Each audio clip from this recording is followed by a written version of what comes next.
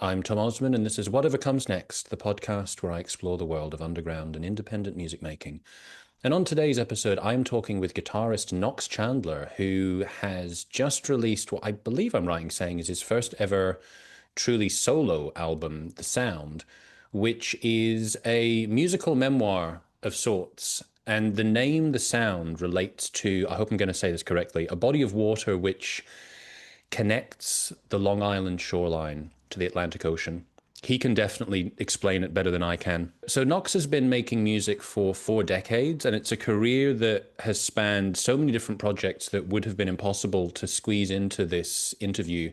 But we did still manage to touch on him working with Dave Gahan and Depeche Mode, Susie and the Banshees, Peaches, and Psychedelic Furs, and Cyndi Lauper, which, as I say, is really just a little cross-section of some of the people that he's worked with, as well as talking about the album. Although I hesitate when I say album because it's not just about the music, but it's also about a book which Knox created to run parallel to the music. One of the things that you'll notice when you listen to The Sound, and I will play a track at the end of this interview and a little clip in a moment, is what Knox has done with his Soundribbon technique that he developed while he was living in Berlin is he's created a guitar sound which often doesn't sound like guitars. So you'll hear in the interview that I actually hadn't realized that the album doesn't have any synths on it. I was convinced, even though I knew this is a guitar album, I was convinced by certain sounds that like, this can't be a guitar. But it is. One other thing to mention is that this is the first release on Knox's new Blue Elastic label. You can go to Knox Chandler's Bandcamp page to check out the album and buy yourself the book. And you can also follow Knox Chandler on Instagram and Facebook. He does also have a website. At this very moment, I can't seem to get onto it, so he may be updating it. But yeah, if you go through Bandcamp or through Facebook or Instagram, then you should be able to get him there. Usually the website has got music, it's got information, it's got videos that you can watch as well, various other information that Knox updates there too. And he does have other releases which are in the pipeline, as well as live shows that he has planned in the coming weeks and months. It was a very, very fascinating chat for me, and I hope that you will enjoy it. You can follow me at Tom Osman Sounds. You can check out my music at tomosmansounds.com. And I think now there is nothing more to be said, but Knox Chandler, take it away.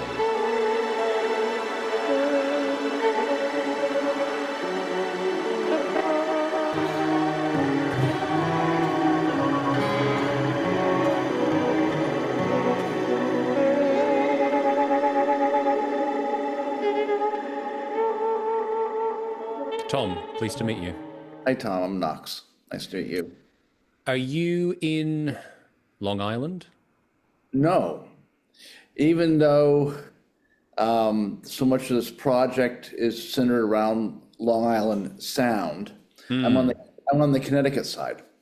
Okay, so excuse my terrible ignorance when it comes to American geography. Maybe you can frame for me how this landscape kind of fits together, and then, you know, feeding into the record, the sound. What was it in particular that inspired the I want to call it a record, but it's a visual and audio memoir. Is that the word that you used for it? A musical memoir. It's over the past 3 years, I would say. The Sound is a body of water connected to the Atlantic Ocean, and Long Island shoots out east, and on the northern part of Long Island is where the Long Island Sound is. It's like a sea. And then on the other side of Long Island is the Connecticut shoreline. It's New York and then Connecticut, and then by the time you hit Rhode Island, you're in the Atlantic Ocean. So it's just it's like this bowl of saltwater life. And I moved back. I lived in New York for 31 years, and I moved to Berlin, Germany for 10 years. And then after COVID, I came back to visit my mom. And I spent I spent from about the age of 8 to when I left home, 18, in this area. So they had this old farmhouse. Well, they had this old farmhouse. My father's passed away, my mom's still alive. And someone needed to take care of her and it. And I just said, okay, I'll do it. And I came back here. And since then, she's moved into an assisted living place. But so I run this old 1840 federal farmhouse and these barns. It's in the middle of the country. So coming back from Berlin, I set up my studio. That's usually the first thing I do anytime I move is set that up. And then I got to try to do some work. And I'm sitting there in my studio. And I'm looking out the window, and I'm like, man, it is so gorgeous here. I'm doing it right now, actually. But I'm not feeling any inspiration at all. Period. I just couldn't get it together. And I had another album that I recorded in Berlin that I was going to put out here. I brought it here and finished the mixing and mastered it. And a friend of mine suggested I start doing some artwork for it, do some paintings. Sue Jacobs, she got me back into. I've been dabbling in art my whole life, but so I sat down with that, and I just wasn't making a connection. But I was liking what the medium I was working in. I was enjoying that. But yeah, I just couldn't connect any dots. The music was slow, and I forced myself out hiking in the woods, hiking along the shoreline, and then I got deep into fly fishing. And so I found myself sitting in the middle of these rivers for about 7 hours, and just feeling the rhythm of the water and watching the way the currents down by the shore along the Sound are, night fishing. I mean, I just took it all in, and immediately I was getting inspiration, and that's what happened. I got my inspiration from nature, which I hadn't been around nature for over 40 years, and I started, watching birds again. That's something I did when I was a kid. I studying mushrooms. Just got immersed in a lot of different stuff. Some Native American folklore around here, because there used to be about 16 tribes. I mean, food is so plentiful. So of course there are so many tribes, and because between the rivers, the Sound, and the forest around here, it was just always. It's always been a lot of food. And then the industrial period, which was turn of the century stuff, kind of ruined a lot of that. And for instance, there were no eagles, coyotes, even osprey were endangered growing up. And now we have bobcats, bald eagles. Since they cleaned it up, it's all come back. Anyway, getting back to the plot here. So I started making these what I call Soundribbons, which is what it sounds like. They're these soundscapes where I'm not using any pre-existing audio, and working mostly with the class compliant iPad and maybe some stomp boxes, and creating these pieces of music, and also doing a lot of journaling and sketching and painting. And this all sort of came together without me even thinking about it. It was just happening. And some of those Soundribbons later became part of the compositions of the album I came out a couple months ago with Bobby Previtt. It's called Previtt Chandler on Subsound. But in that situation, you're always compromising because you're working with somebody else, and in a good way, very good way. Yeah. But I kept on thinking of, I had a very close friend, Peter Freeman, who worked with John Hassel and Seal and a bunch of folks. So he was my technical mentor, I would say. And he was always pushing me to do a guitar album. And so I decided, okay, I'll make this a guitar album, because he was always fascinated about the way I processed the guitar and made it sound anything other than a guitar. Yeah. And so that was it. I said, okay, I'm gonna start making this record. And then all of a sudden I realized how much it was connected to the artwork I was doing, very connected. and my writing. And I said, okay, I'm going to put this. I want to put this out. And meanwhile, there are a couple people, including Sue and another artist I worked with back in the '90s, Darden Smith, out of Texas, and he had just put this book out. And I mean, it was a very, very flashy book, very nice book. And I was sort of like, well, what if I put more of like an art book or a magazine out? And because I just didn't see the point in making CDs these days. And then I know people who have turntables. I have a turntable. I didn't know a lot of people would be into buying the album if I made an album for that reason, lack of owning a turntable. So I was like, oh, what? I'll just make a book and I'll put a code in it, and if they want to download it, and I'll distribute it so it's on all the streaming platforms, and see how that works. And if people want vinyl, I'll do vinyl later. Yeah. Yeah. I think it's a really cool concept to do it in that way, because as you can probably see, I have a turntable there, I have vinyl, and part of the thing that does attract me to vinyl is the visual, the physical side of it, to be able to hold it. So you are representing that, but in a different way. Yes. I feel I'm a product of the '60s, and I just remember like buying albums and really just loving the art in them. Yeah. And I felt that since this record was so connected to the art I was doing and the writing I was doing, I could make this sort of collage thing, where people, if they're interested, they can actually look at the book and listen to the music. And each track on the record has a page in the book. Okay. And give them a glimpse into this transformation from urban inspiration to rural inspiration. It's documenting and again, in sometimes a very abstract way, this whole area over the past couple of years. And I was wanting to ask you about that concept of the urban turning into the rural, because when I listened through the record, which is a fascinating record as well, and I also think, to your point about calling it a guitar album, like, it's funny because obviously it is a guitar album, but it's so far away. Like, if you thought like Yngwie Malmsteen or something like that, you might go like, oh, that's a guitar album. It's a very different type of guitar album. It's yes. sonically got a very different identity to that. But listening through it, I had in my mind thinking, okay, what am I listening to that is representing the urban and what is representing the rural? And there are sounds that I sort of associate with being more urban. And then, I was kind of curious because it doesn't seem like it's not sort of going, it starts off, it's the urban transitioning through the record, but how do you kind of picture for yourself the way that those two different elements are interacting? Well, I think the urban is just inherently in me, from living in, two major cities for over 40 years. Yeah.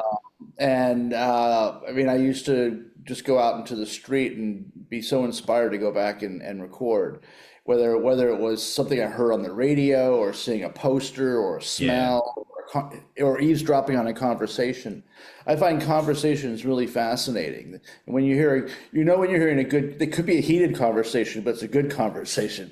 Those very much attract me. So that's just in me. I don't think I can get rid of that. So I wasn't consciously trying to represent this metamorphosis. I was just sort of a natural thing. More of the rural part of it, which is mostly around water, was just really studying the way water moves, like in a river, for instance.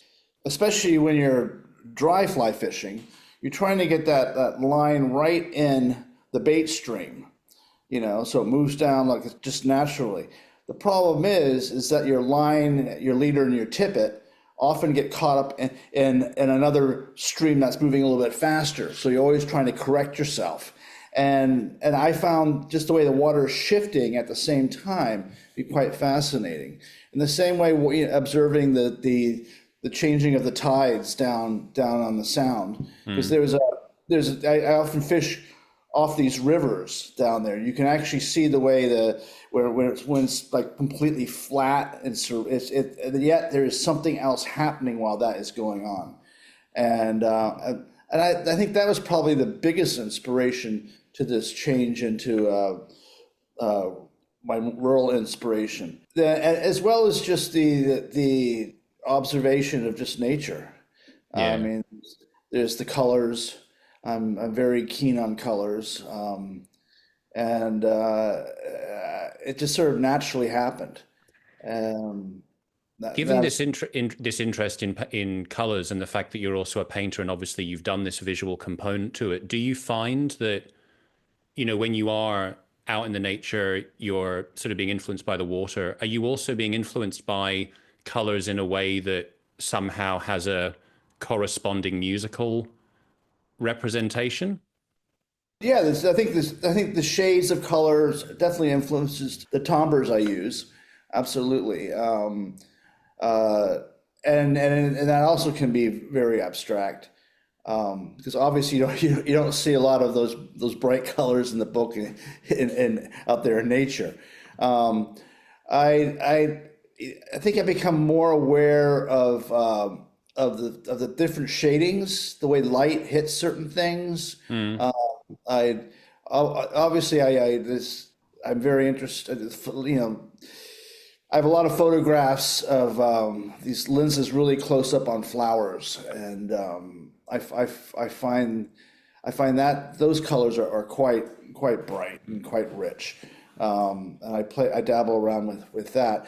How it pertains to certain music, well, um, I think it all boils down to the contrast. So I Mm. try to in the compositions I try to create a certain amount of contrast. So the thing that would stand alone, you'd say, well, that's a very rich red, you know. Well, it's not nearly as rich a red as if it was put next to a gray. Yeah. And so I'm always playing with those ideas. Yeah. And I noticed that, for example, on the track Hidden Hammock Pond, Yeah. you do seem to have some actual samples of running water. I was wondering how much you actually used found sound in the recording Just versus what you created. yes, just on two tracks. Mars on a Half Moon Rising, and it opens up with the frogs. Right out the porch here, we have this open air porch. There's a pond, and in the spring and summer we get tons of frogs of all different kinds, and it's like a symphony. It really is. So with that track, I went out there and I recorded probably about a good maybe 5 to 10 minutes of it, Mm. and I sat down and just listened to it. And it's like a symphony, and that inspired the melody. And then I started doing some Soundribbon stuff with it, and then it all just came to fruition. At Hidden Hammock Pond, there's a stream across the street, and I just went down there and recorded it. But that's the only field recordings. Okay. And having talked about this sound ribbon technique that you've developed, maybe you can talk a bit about that as well. Did you start developing that when you were in Berlin? Yes, yes. It was about 2012 I moved to Berlin. And it was after I'd spent um, many years touring and recording with people like Cyndi Lauper, Susie and the Banshees. I did Dave Gahan's Paper Monsters album, Psychedelic Furs, etc. And I kept on hopping on these other acts. And in the meantime, I always wanted to find myself in my music. Where going back to when I was a graduating college, and I thought I was going to move to New York City and be a composer, upright bass player, and got swept away in the whole rock thing. Of course, there's more money there, and I have moments where I try to get back to it, and then I'd be distracted, and Mm. so I purposely moved to Berlin. Pretty much talked into it by Budgie, the drummer from Susie and the Banshees, and his wife who were living there. And I really felt like, well, now's the time I need to reinvent myself and go deeper into the processing stuff I was doing at the time. And as I mentioned before, my friend Peter Freeman was going into class compliant iPad apps, and he was designing one in particular that was simulating the repeater by Electrics, which I was using, a double space hardware rack. And for 2 years, that's all I did. I didn't play with anybody else. I just tried to find myself. And you know, there has always been this element of nature in me from just growing up in the country. And I've always been fascinated with electronics. I mean, even back in the very early, maybe early 70s, I was playing a shortwave radio through a wah-wah pedal, and I found that to be absolutely lovely. And so I've been trying to make this sort of connection with electronics, but more in an organic sense. So I never went down the path of synthesizers or any of that stuff. I've always tried to make the guitar kind of cover that area, because you get much more of a grainier sound out of it, and it's that graininess I like. And I was doing a lot of like session work back in the 90s in New York with these singer-songwriters. And at that time, it was called adult contemporary. And I would go into these sessions to create these ambiences that normally a synthesizer would do it. But because I don't know, something about the guitar just spoke more to me. And man, these producers liked it, and they kept hiring me. So this was kind of an extension of decades of trying to get to something and learning every step of the way to actually bringing it to fruition. So Berlin is when I brought it. After 2 years, I started going out and doing solo shows with it, along with these visuals I do, which is all, in many ways the same theory, except as pre-existing videos, but I'm doing the same kind of processing techniques in the iPad. So I have an iPad on one side where I'm controlling all the video stuff and processing it, and an iPad on the other side where I'm controlling all the music. And it does definitely sound on the sound like there are synths. Is that actually all guitar? I mean, obviously, I know there are other instruments as well, like there's hand percussion and there's upright bass as well. But are there actually synths on the record? No. There's no synths at all. None. It's a guitar album. Wow, it really is. Because I like even knowing that going into listening to it, when I was listening, I was like, but this part must be synths, but it's not. Wow. No. But what I'm doing with the guitars, I'm using a lot of granular synthesis. So I am actually manipulating the grains with my hands. That's fascinating. It's all guitar. Yeah. That's amazing. Yeah. There was even, I mean, this is quite incidental, but there was a part of it, which one was it? On Hidden Hammock Pond again, there was something in the guitar playing that reminded me of King Crimson, kind of like 80s King Crimson. I don't know if it's Adrian Bello or if it's Robert Fripp. Do you know what I mean? There's that kind of, sort of sweeping sound. Yeah, they're both those guys are very influential. Yeah, absolutely. Yeah. Oh, thank you. So I know that you play and you have played a variety of instruments. I know also as well that you've done string arrangements as well. I think that's how you ended up working with Depeche Mode. Yeah. So what was your first instrument? How did you first get into music? It was actually it was the recorder when I was very young. My parents loved. Oh, you too? Yeah. Yeah. So my parents loved music, and I was always that was like kind of like that was my escape was music. So when I was very young. And I was coming out of a recorder lesson. I must have been about 7 or 8. And it was in this church in New Haven, near Worcester Square, where the world famous pizza is. All the New Haven pizza you might or might not hear about.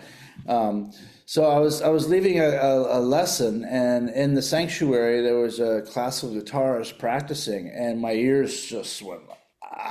I couldn't move, and my mother saw that and went over and asked if he'd give lessons. So I started with classical guitar when I was probably 7 or 8, and as much as I loved classical guitar, and I saw Segovia around that time, and it blew me away. I just didn't feel I could ever. I didn't feel I could ever do that, you know.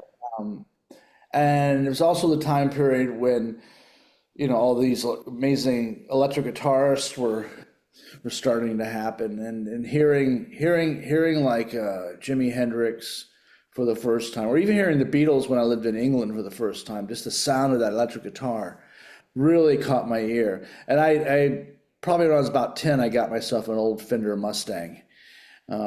And my father had this Bogan PA head and a 15-inch speaker, which he was using as a stereo or as mono. And he gave it to me and we rigged it up so I could sit there and play this Mustang through this rig.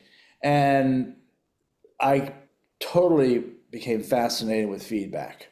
I would just spend hours just feeding back, just loving that somehow that it just it massaged me, it soothed me.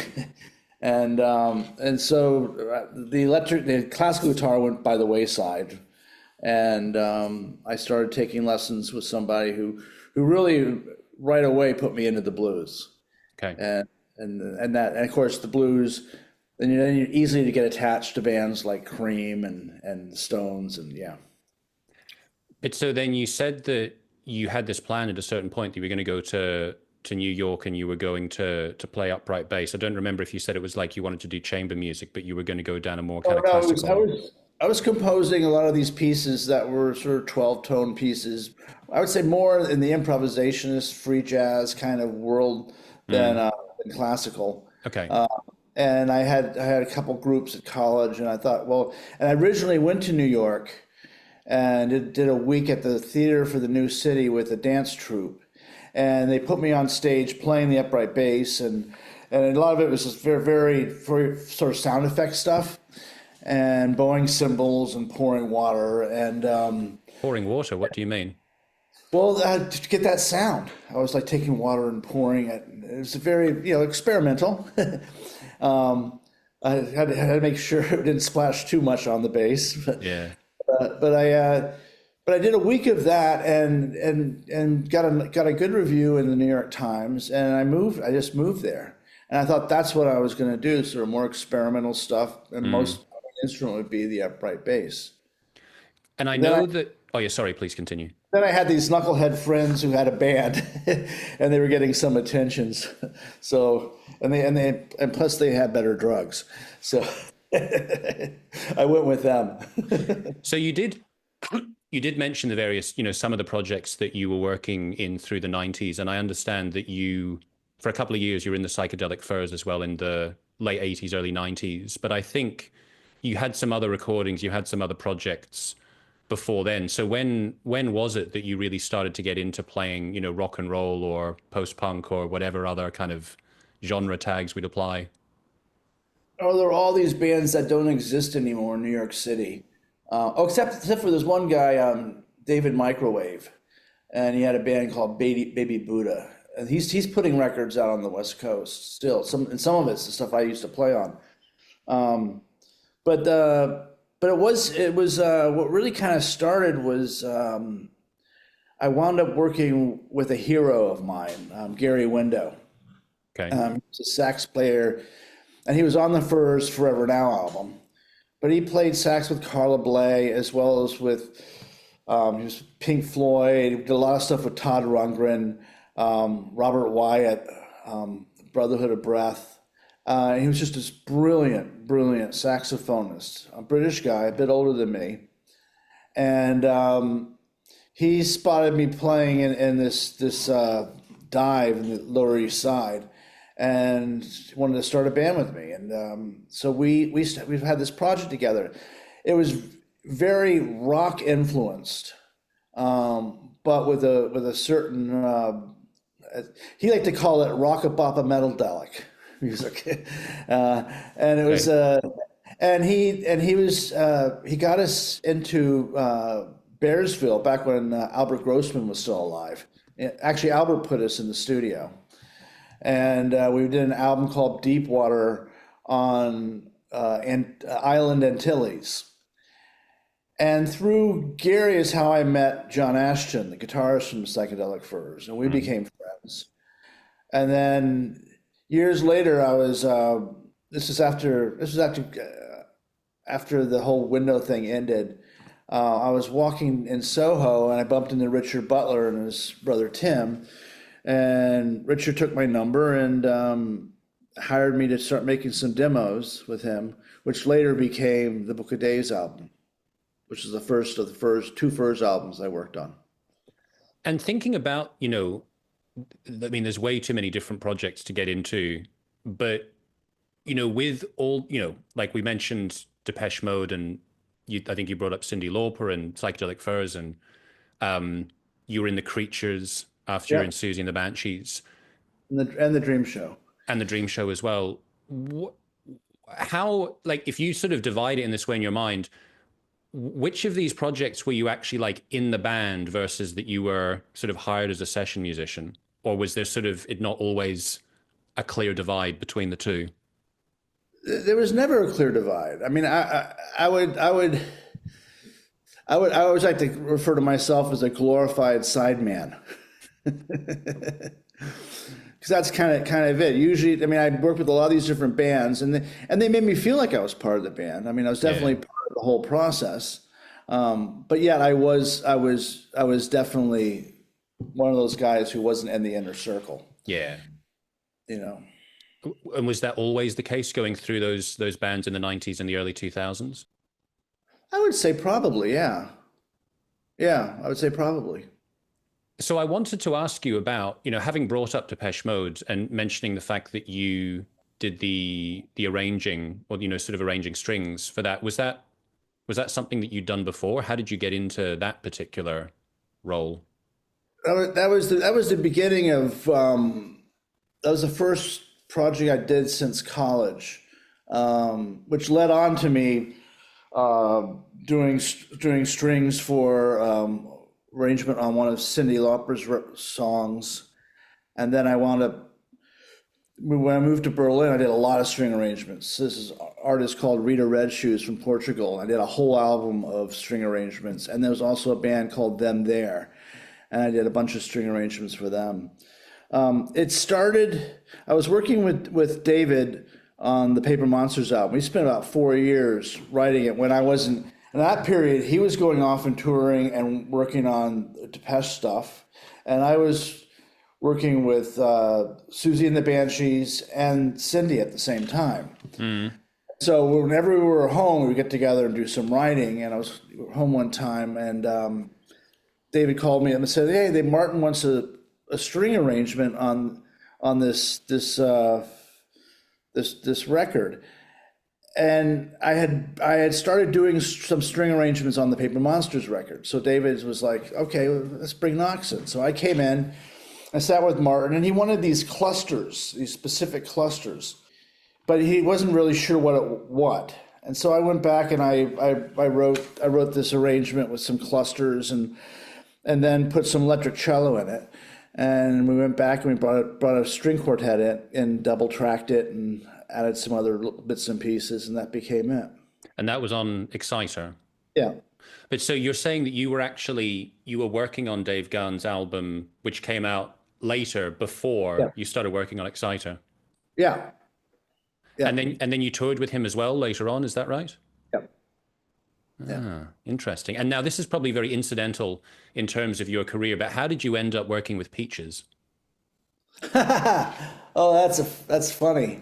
Hal Wilner, who, God bless him, he passed away a couple of years ago during COVID. He got really bad COVID and died. And he was an amazing friend and great talent. He pulled me in on a lot of his shows. I don't know if you know who Hal Wilner is. No, I don't recognize the name. He would make these. He had a TV show called Nighttime or Night Show back in the 80s. It was on very late on NBC. He would do these things where he put people together that would never normally get together, like Sonic Youth and like Pharoah Sanders or Sonny Rollins or something like that. He was always trying to get something out of somebody else that wasn't normal. And he made these records, and I played on a couple of those. And so anyway, he was the producer on the Mark Bolan album, and he was coming to Berlin to work with Peaches, and so he hired me to sort of put the session together. And Peaches had done a track, and it was very electronic, all Yeah. electronic, and it was great. I mean, I really liked it. And we met with her, and listened to the track, and she's very sweet. I'd met her before because she was living in Berlin, and so we all got along pretty well. But Hal wanted guitar on it. Hal wanted it to be something else. And so I booked a studio, and I booked Budgie to play drums on it, because he had a relationship with Peaches. He knew Peaches, and they respected each other. I thought that would get some of his tribal type drumming I knew pretty well on it would be great. And then we brought in Renaud Pion, who's a reed player from France. And we got in there and starting to try to hash it out with just the drums, and she wasn't really having it. And so I had an idea. Well, let's get stems of the electronic stuff, and we'll just use some of that, but you can play with that and see if that works. And it worked. It worked out brilliantly. It was really, really great. And Hal's saying to Renaud, "Hey, do some of that David Gilmour stuff, or that's the horn player." And so Peaches just was like, no. So this was going back and forth, and I was in the middle. I was the guy, going to Peaches. Well, how really feels this? And Peaches going, well, tell Hal this. I mean, so this is back and forth like this for the whole night. And then we tracked the vocals. We finally got it done, and we're leaving the studio. And Peaches puts her arm around Hal. Hal, thank you so much for making an album that I never would have ever done. And he goes, I never will again. It was a classic Hal move. That's fascinating. Yeah, and she's an amazing character. I love Peaches. I think she's incredible. The career that she's had. Yeah. Yeah. So coming back to the sound, then you were also putting this out on your own label, which I think you've just recently started, Blue Elastic. Is this the first release on that label? Yeah, it is. It is. And the whole idea behind, I'm very fascinated with like primary sources. Like when I hear something, I always go and try to get to the primary source of it. And so the term Blue Elastic comes from trying to stretch back to the blues. So in many ways, I kind of look at this record as my version of the blues.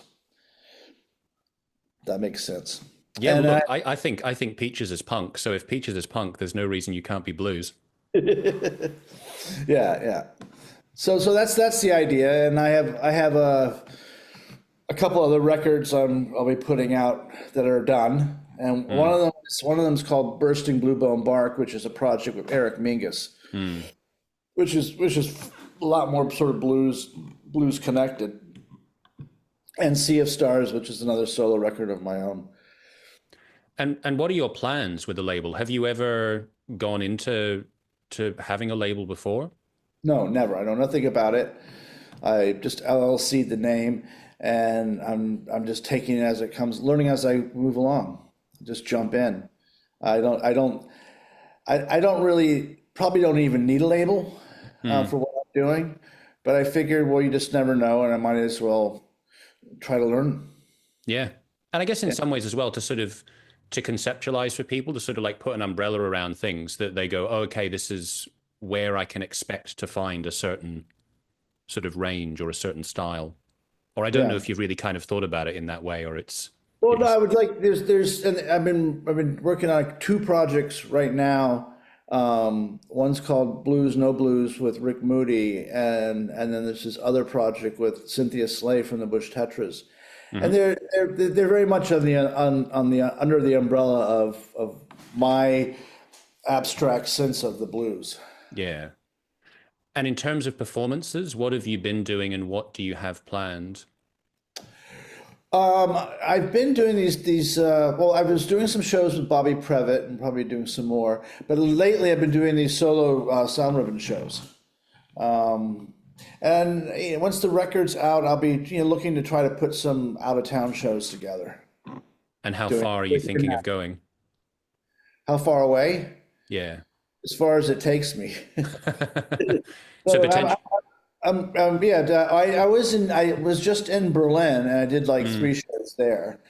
Um, and there's some talk. I won't mention the names of doing some work with these other people, probably mostly in Europe, mhm. and I'll probably be doing that. In terms of actually coming and doing shows in Europe. Yeah, yeah, yeah. I'm It, totally into touring Europe. I love Europe. yeah, I still think of England as Europe. me too. Yeah, I actually lived in Berlin as well, but I think I lived in Berlin at just about the time that you were leaving, because I was in Germany for 3 years. I was in Dusseldorf, and then I was in Berlin for 1 year. But I think, yeah, I think you What were year leaving was just that? as I came What year in. were you in Berlin? 23. 23. Yeah, I'd already left. Yeah. Yeah, I mean, I was thinking to myself as well that that really must have been a huge contrast to go from Berlin to go to where you are now, because I think of Berlin as being one of the ultimate urban environments and Yeah. industrial environments, with all that kind of, like the Einstürzende Neubauten Oh industrial yeah. history. Yeah, quite different to what you're living And in now. there's so many places to play. And Mm, when I got there, it was very inexpensive, and there were so many people creating art, and it was just a really magical time. And after COVID, I don't think it ever got back to that. mm. But yet, yet there's still a lot of places to play. A lot of people doing very interesting stuff there. Um, I mean, there's two cities. There's the winter, and then there's spring, summer, fall, and they're very different. Winter is very dark, very bleak, Yeah, and you can see it on everybody's face. yeah. It's pretty intense. And then April comes, and it's like a giant orgasm. Yeah, The because whole I moved there in the winter, and so that was it. Like I came in the middle of that, and then I got to graduate. Oh, like the life's coming, like the buds are appearing. It was such a contrast. and everybody's out on the streets, As soon and as it's like 15, well, actually, no, of course you're American, so but as soon as the temperature goes up a little bit, they all go and buy ice cream. yeah, or hang out drinking beers outside, and Yeah. it's yeah. There's a What part of Berlin did you live? So I was like, it was quite interesting for me. I was right on the line between the east and the west. I was next to Mauer Park in Mitte. Oh yeah, sure. Yep, I And know I it. was and I was just on the east side, so pretty much every day I would cross. They'd have these monuments, and it was kind Yep. of really fascinating to be in history that much and to kind of think about the Oh fact yeah, that I'm crossing this line that would have been impossible for so long. and still seeing the bullet holes in the walls. Wild, yeah. Did you move around while you were there, or did you live in one place? I lived in Neukölln and Kreuzberg, Okay.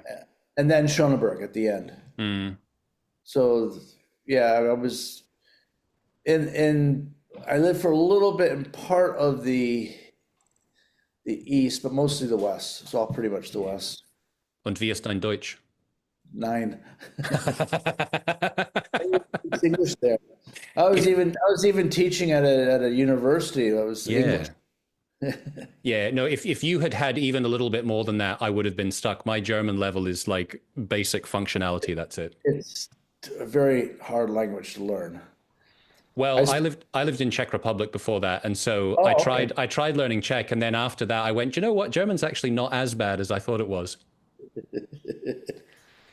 So I understand that you've got a website now, knoxchandlermusic.com.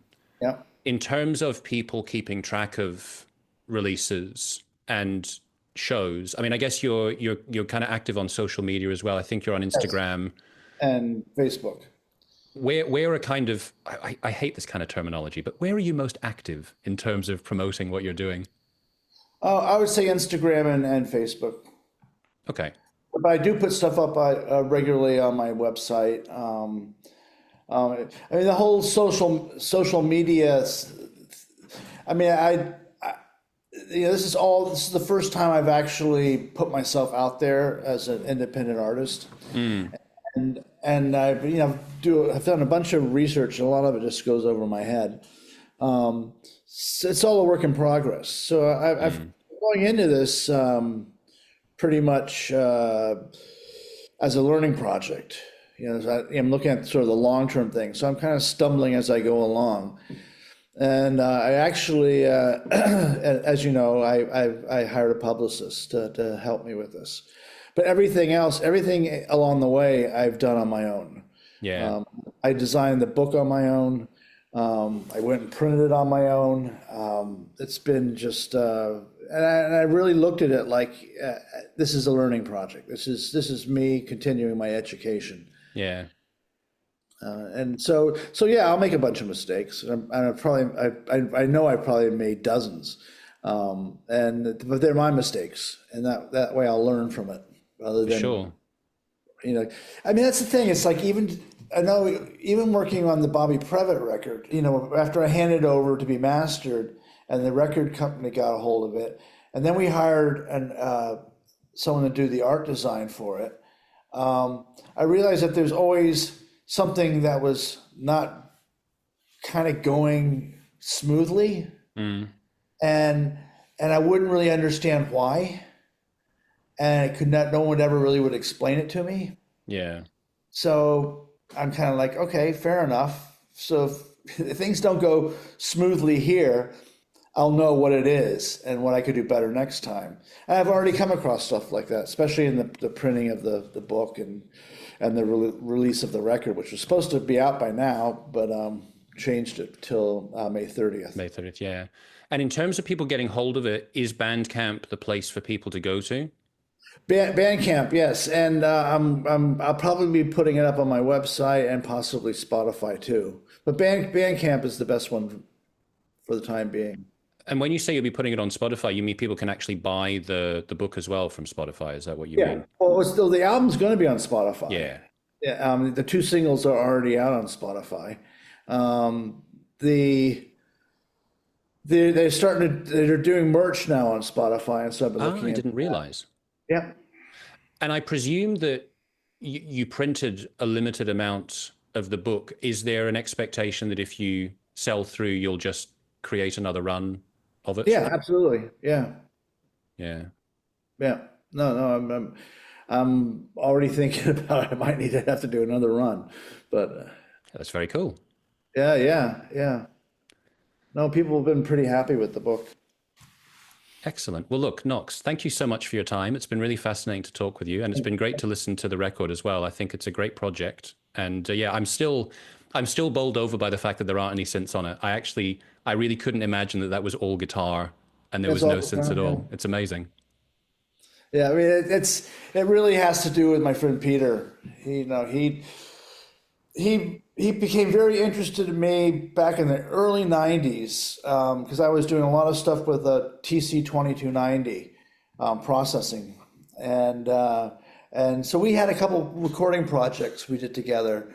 And then he would call me up and say, hey, Knox, you really got to get this. Knox, you really got to get that. I said, well, Peter, that's $10,000. I can't afford it. Well, it doesn't matter. You got to do it. So he was always pushing me to do interesting things with the guitar. And actually, there's an album of his that came out after he passed away with me and Rick Cox on it, which exemplifies a lot of that. So he was like, you really got to do your own guitar record and not consciously think about it or be influenced by anybody. Yeah. Sit down and do it. And even though you make references to Adrian Blue and Robert Fripp, I get those because that's just inherently that's the kind of language I always listen to. Yeah. But I really made a point to make it all sound like me. Yeah, no, absolutely. I mean, I was kind of, as I tend to do, like when I'm listening to music, I'm trying to figure out like what are maybe the reference points that I can find. And there were only, limited little moments where I thought, oh, maybe there's an element of this. But for the most part, I was like, this is just something unique that I've never heard before. Well, I think that and my writing, my diary writing and my artwork in the book, is really trying not to be anybody else but myself. Trying to push myself to be as vulnerable as possible and let you guys know exactly who I am. And that's I think been the success of it so far for me. I mean, if I die tomorrow, I feel I achieved what I set out to do. And whether people get it or not, that's besides the point. I do feel that people, when they hear the truth, when they really are connecting, they might not understand it. If they hear the truth, they have a tendency to connect to it. And again, I sort of would like to have it open their imaginations, take them somewhere else than they normally would go. Well, I think that's a great way to put a full stop on the conversation. So, Knox, thank you so much for your time. It's been a great pleasure. Right. I appreciate it. Thank you.